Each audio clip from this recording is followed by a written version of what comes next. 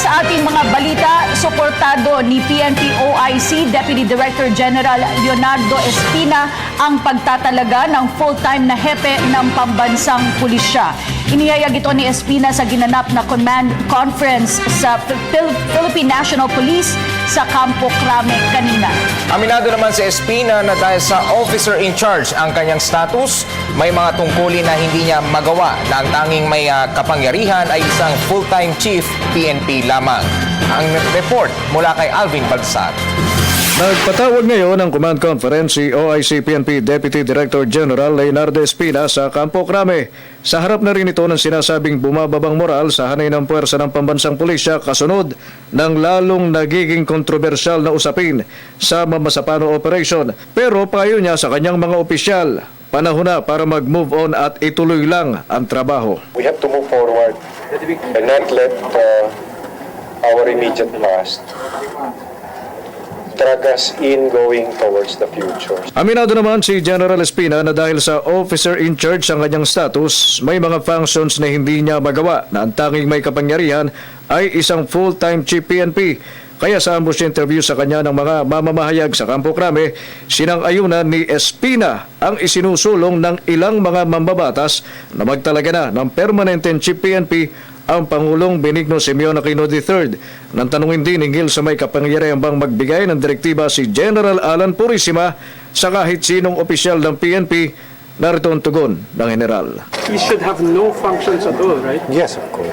Preventive suspend. Sir, pero sa inyo, kinakailangan, as far as you're concerned, kinakailangan magtalaga na rin ng isang full-time chief PNP. Opo. Samantala, dumalaw naman si Senador Alan Peter Cayetano sa ilang mga sugatang miyembro ng PNP SAF na nakasama sa Mamasapano Operation at naitanong ang tungkol sa Bangsamoro Basic Law o BBL. Para sa kanya, nais niyang maetsapwera na ang MILF sa usapang pangkapayapaan.